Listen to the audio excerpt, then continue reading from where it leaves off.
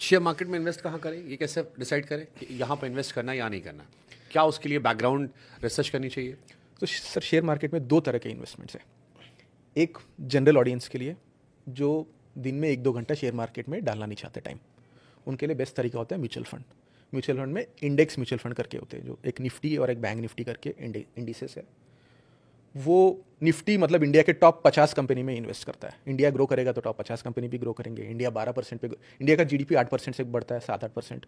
Inflation 4-5% होता है, दोनों मिलाकर इंडियन जीडीपी ग्रो से 12%।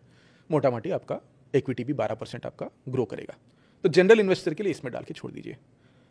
अब कुछ इन्वेस्टर्स होते हैं जिनको डायरेक्ट इक्विटी में डालना चाहते, वो तभी डालिए जब आप दिन के 2-3 घंटा कंपनीज को रिसर्च करने में आपको इंटरेस्ट है, आपको जेन्यूनली मज़ा आता है, तो आप इक्विटीज़ में डाल सकते हो। बट मेरे एक्सपीरियंस में मैंने जितने भी इक्विटी इन्वेस्टर्स देखा है, वो ये टाइम देते नहीं, लेकिन इक्विटी में डालने की कोशिश करते हैं, और ओवर द लॉन्ग रन वो इंडेक्स को भी बीट नहीं कर पाते।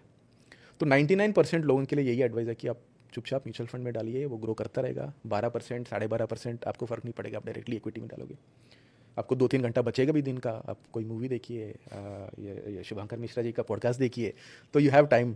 बट अगर मान लो किसी इक्विटी में डालना हो तो उसमें क्या रिसर्च करनी चाहिए कम से कम? बहुत सारे लोग होंगे जो देख रहे होंगे, मेरे आसपास भी कई लोग दिन भर करते रहते हैं। रिसर्च किस किस चीज़ों पर बेस्ड होनी चाहिए? देखिए सर, इक्विटी बढ़ने का दो ही वजह होता है। एक तो उसका प्रॉफिट क्या है, और दूसरा उसका ग्रोथ क्या है।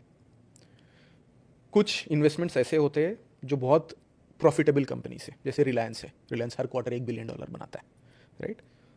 तो एक साल में 4-5 बिलियन बनाता है। और कुछ ऐसे कंपनी से जो अभी कुछ प्रॉफिट नहीं बनाते, बट लॉन्ग टर्म में बहुत बड़ा ग्रोथ है, जैसे जोमेटो हो गया। आई थिंक अभी ऑलमोस्ट बेयरली जीरो बनाता है। स्विगी हो गया, लॉस में ही है, बट इसमें ये एक्सपेक्टेशन है कि बहुत ज़्यादा ग्रो करेंगे, तो वो ग्रोथ में वो ग्रोथ की वजह से उनको वैल्यूएशन मिलता है। तो जब आप रिसर्च करते हो तो दो पार्ट्स में बांटिए आपके स्टॉक्स को, कि कुछ प्रॉफिटेबल कंपनीज है, उसमें बस आप ये देखोगे कि ये प्रॉफिट कितना दे रहा है मेरे को। मान लीजिए कोई कंपनी आपको साल में $10 बिलियन का प्रॉफिट दे रहा है, और हर साल 5 या 10% से ग्रो कर रहा है, which is normal growth in line with GDP जो ग्रो कर रहा है। इसमें आप देखते हो कि ये जो कंपनी प्रॉफिट दे रहा है वर्सेस कंपनी का वैल्यूएशन क्या है, राइट? कोई कंपनी 10 बिलियन साल का कमाता है, उसका वैल्यू और इंडियन जीडीपी के साथ साथ ग्रो करता है, उसका वैल्यूएशन होना चाहिए 25 से 30 गुना ऑफ द प्रॉफिट। तो आप देखते हो कि ठीक है, रिलायंस $4 बिलियन का प्रॉफिट दे रहा है पर ईयर। 4 बिलियन इंटू 25-30, तो 100 बिलियन, 120 बिलियन मोटा मोटी वैल्यूएशन पड़ रहा है। तो वो एक प्रॉफिटेबल कंपनीज का मॉडलिंग है। प्रॉफिट देखिए, प्रॉफिट का एवरेज ग्रोथ देखिए, उस हिसाब से इन्वेस्ट करिए। दूसरा, जो हाई ग्रोथ कंपनी से स्विगी, जोमेटो, इसमें इन्वेस्ट करना थोड़ा और मुश्किल हो जाता